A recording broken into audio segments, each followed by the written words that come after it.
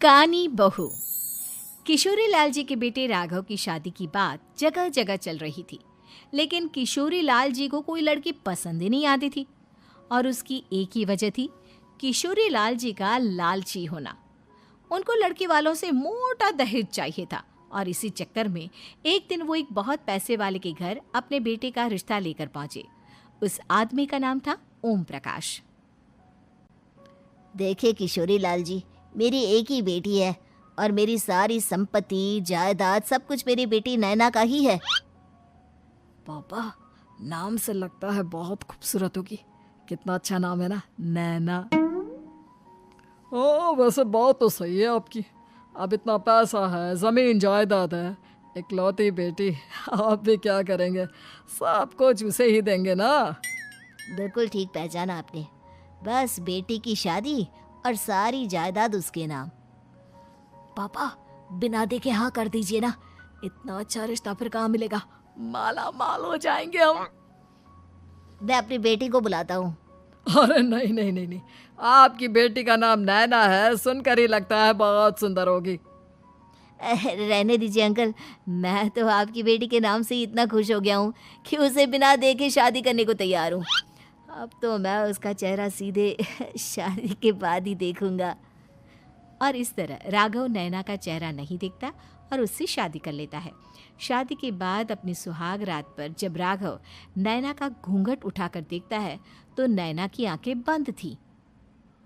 कितनी खूबसूरत हो तुम नैना, जरा अपनी आंखें खोलकर मेरी तरफ देखो तो सही। नहीं, मुझे शर्म आती है। अरे, मैंने तुम्हें शादी से पहले भी नहीं देखा, और अब अगर तुम आंखें खोलकर मुझे देखोगी भी नहीं तो मुझे अच्छा कैसे लगेगा? इससे पहले कि नैना अपनी आंखें खोलकर राघव की तरफ देखती, अचानक से लाइट चली गई और राघव नैना को पूरी तरह से देख भी नहीं पाया। अगली सुबह नैना राघव के लिए नाश्ता बनाकर लेकर आई। अरे ये क्या, आधा पराठा सेका हुआ है और आधा बिल्कुल कच्चा। ये तुमने क्या किया नैना? बहू, तुमने क्या आधा पराठा तवे से नीचे लटका कर रखा था, जो आधा सेका है और आधा कच्चा? मुझे जितना दिखेगा उतना ही तो सीखूंगी ना पापा जी। जहाँ जहाँ मुझे नजर आ रहा था वहाँ मैंने सीख लिया, और जहाँ जहाँ नहीं दिखा वहाँ कच्चा रह गया होगा। इसका क्या मतलब है? ये कैसा मजाक कर रही है तुम? अरे बहू, तुमने इतना लंबा घूंघट क्यों लगाया हुआ है? देखो, हमारे घर में बहुओं को बेटी की तरह रखा जाता है, और फिर तुम तो इतना सारा माल लेकर आई हो। देखो, ये घूंघट डालकर रखने की कोई ज़रूरत नहीं है। हाँ नैना, पापा जी ठीक कह रहे हैं, तुम तो आराम से रहो, अपना ही घर समझो। नैना अचानक से अपना घूंघट उठा लेती है। अरे ये क्या पापा, नैना की तो एक आंख फूटी हुई है। नाम से नैना, लेकिन ये तो कानी बहू निकली। मेरे साथ धोखा हुआ है, धोखा। बिना दिखाए अपनी कानी लड़की मेरे संग ब्याह दी। मुझे कानी बीवी नहीं चाहिए। मुझे अभी ओम प्रकाश जी से बात करनी पड़ेगी। आखिर उन्होंने मेरे साथ ऐसा किया क्यों? अरे, आप लोगों ने ही तो पापा से कहा था कि आप लोग शादी से पहले मुझे देखना नहीं चाहते। अब मेरे पापा पर क्यों इल्जाम लगा रहे हैं? अरे लेकिन उन्हें बताना तो चाहिए था ना कि तुम कानी हो, एक आंख से तुम्हें दिखाई नहीं देता। किशोरी लाल और राघव नाराज होकर ओम प्रकाश को अपने घर बुलाते हैं। पापा जी, ये आपने क्या किया? शादी से पहले बताया क्यों नहीं कि नैना की आंखों में परेशानी है? अरे, आप ही ने तो लड़की देखने से मना कर दिया था। अरे लेकिन आप बता तो सकते थे। आपको तो हमारी बेटी की प्रॉपर्टी चाहिए थी, वो भी पूरी की पूरी। अब क्या हुआ अगर उसे आधा दिखाई देता है? प्रॉपर्टी तो आपको पूरी मिल गई ना। अरे ये क्या बात हुई? मेरी शादी प्रॉपर्टी से नहीं, आपकी बेटी से हुई है। अब ये तो पहले सोचना चाहिए था, तब तो मेरी प्रॉपर्टी देखकर तुम्हारी जुबान लप लपा रही थी। लेकिन मैं कानी लड़की को अपनी बीवी बनाकर नहीं रख सकता। पापा, कुछ करिए ना आप। हाँ, करता हूँ। देखिए ओम प्रकाश जी, आप हमारे साथ ऐसा नहीं कर सकते।